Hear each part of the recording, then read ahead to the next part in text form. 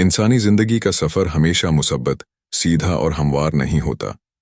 ये एक ऐसा रास्ता है जिस पर खुशियां, गम, कामयाबियां, नाकामियां, उम्मीदें और मायूसियां साथ चलती हैं। कभी हम ऊंचाइयों को छूते हैं और दुनिया हमें झुककर सलाम करती है, तो कभी हम गहराइयों में डूबकर सोचते हैं कि शायद हमारे लिए अब कोई रास्ता बाकी नहीं बचा। ऐसे लम्हात आते हैं जब इंसान दिल से थक जाता है, ज़हन मायूस हो जाता है और दिल सवाल उठाता है, क्या वाकई अल्लाह मुझे देख रहा है? क्या वो मेरी दुआएं सुन रहा है? इंसान की फितरत है कि जब वो मुश्किलात में घिर जाता है तो अक्सर शकवा करता है, दिल में मायूसी पैदा होती है और वो सोचता है कि शायद उसकी फरियादें अल्लाह तक नहीं पहुंच रहीं। लेकिन हकीकत उसके बराकस है। अल्लाह हमें कभी अकेला नहीं छोड़ता। वो निहायत खामोशी से हमारे हालात को बेहतर बनाने के लिए काम कर रहा होता है। हम उसे न देख सकते हैं, न सुन सकते हैं, लेकिन उसकी मदद हर लम्हा हमारे करीब होती है। ये मदद अक्सर इन रास्तों से आती है जिनके बारे में हम सोच भी नहीं सकते। जिंदगी में मुश्किलात आना लाजिम है, लेकिन अल्लाह का वादा है कि वो अपने बंदों को उनकी इस्तिताअत से ज्यादा बोझ नहीं देता। वो हमें आजमाइशों में डालकर न सिर्फ हमारा इम्तिहान लेता है, बल्कि हमें बेहतर और मजबूत इंसान बनाने की तैयारी भी करता है। आज हम इस हकीकत को समझने की कोशिश करेंगे कि अल्लाह किस तरह खामोशी से हमारी मदद करता है। वो कौन सी 5 हालतें हैं जहां हम महसूस करते हैं कि हम तन्हा हैं, लेकिन दरहकीकत अल्लाह हमारी हर लम्हा रहनुमाई कर रहा होता है। नंबर 1, मुश्किल फैसलों में रहनुमाई देना। जिंदगी में ऐसे लम्हे आते हैं जब इंसान को एक ऐसा फैसला करना होता है जो उसके मुस्तकबल को मुकम्मल तौर पर बदल सकता है। ये फैसला किसी नौकरी को कबूल करने, किसी रिश्ते को अपनाने या छोड़ने, या किसी नए रास्ते पर चलने का हो सकता है। ऐसे मौके पर इंसान खुद को उलझन, बेचैनी और खौफ की हालत में पाता है। वो सोचता है कि क्या ये फैसला सही होगा? क्या ये रास्ता मुझे कामयाबी की तरफ ले जाएगा या मजीद मुश्किलात में डाल देगा? ये वो लम्हा होता है जब अल्लाह खामोशी से हमारी रहनुमाई फरमाता है। वो हमारे दिल में एक अजीब इत्मीनान या बेचैनी पैदा कर देता है, जो हमें यह समझने में मदद देती है कि कौन सा फैसला हमारे लिए बेहतर होगा। अल्लाह दिल को रोशनी और सुकून देकर सही रास्ता दिखाता है, और ये वो मदद है जिसे हम अक्सर नज़रअंदाज कर देते हैं।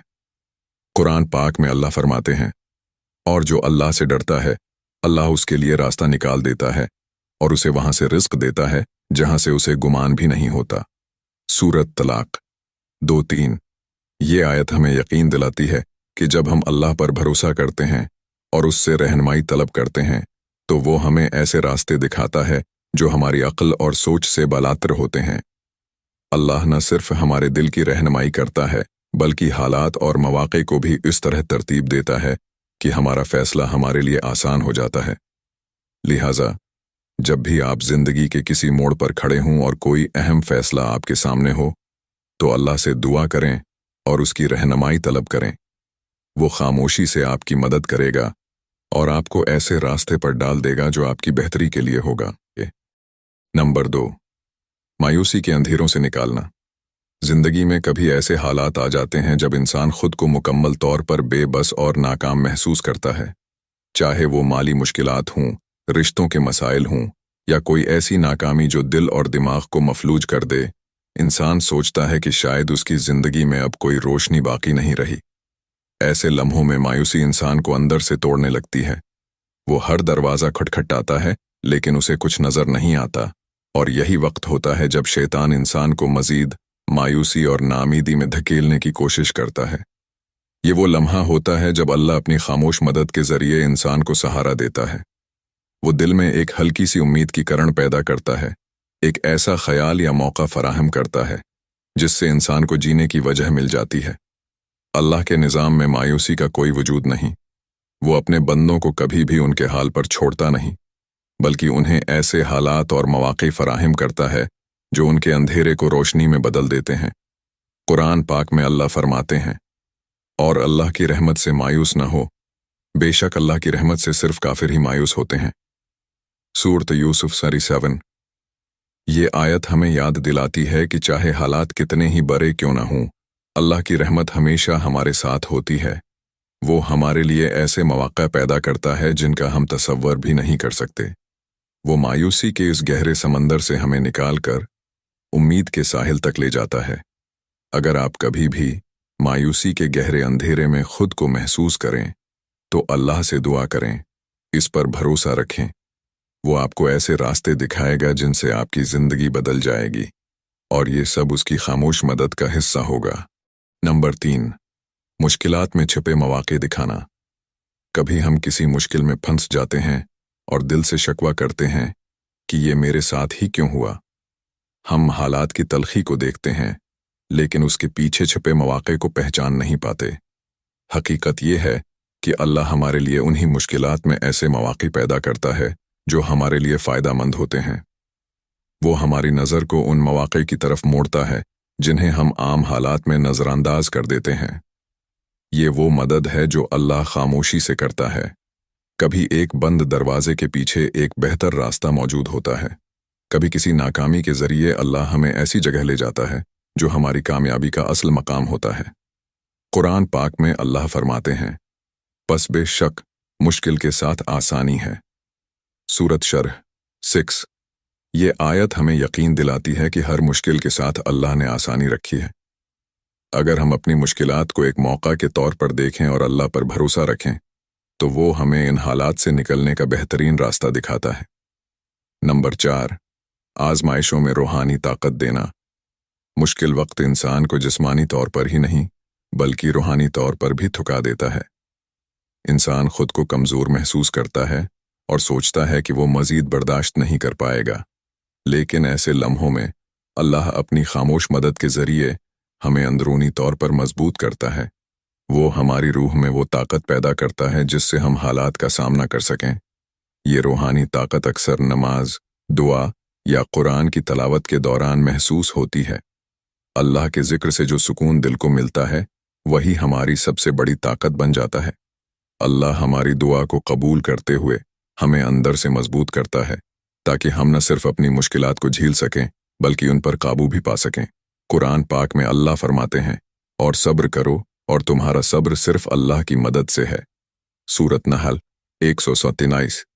یہ صبر اور روحانی طاقت اللہ کی خاموش مدد کا ایک بہت بڑا ذریعہ ہے جو انسان کو نہ صرف مشکلات سے نکالتا ہے بلکہ اسے مضبوطی سے کھڑے رہنے کا حوصلہ بھی دیتا ہے۔ نمبر 5، غیر متوقع مدد بھیجنا۔ کبھی کبھار ایسا ہوتا ہے کہ ہم کسی مسئلے میں پھنس جاتے ہیں اور سوچتے ہیں کہ اب کوئی بھی ہمیں نہیں بچا سکتا، لیکن عین وقت پر کوئی شخص، کوئی مددگار یا کوئی ایسا وسیلہ آ جاتا ہے جو ہمیں مشکلات سے نکال دیتا ہے۔ یہ مدد اکثر کسی دوست عزیز یا حتیٰ کہ کسی اجنبی کے ذریعے آتی ہے، لیکن حقیقت میں یہ اللہ کی مدد ہوتی ہے۔ اللہ انسانوں کو ایک دوسرے کے لیے وسیلہ بناتا ہے اور یہ اس کی خاموش مدد کی بہترین مثال ہے۔ وہ ان لوگوں کو ہمارے لیے متحرک کرتا ہے جو ہماری زندگی میں آسانیاں پیدا کرتے ہیں۔ قرآن پاک میں اللہ تعالی فرماتے ہیں، اور جو اللہ پر بھروسہ کرتا ہے اللہ اس کے لیے کافی ہو جاتا ہے۔ سورۃ طلاق 3۔ یہ آیت ہمیں یاد دلاتی ہے کہ جب ہم اللہ پر توکل کرتے ہیں تو وہ اپنی مدد بھیجنے کے لیے مختلف طریقے اختیار کرتا ہے۔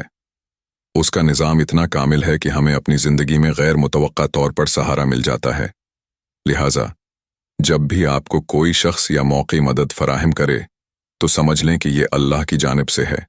یہ اس کی خاموش مدد کا حصہ ہے جو ہر لمحہ ہمارے ساتھ ہے۔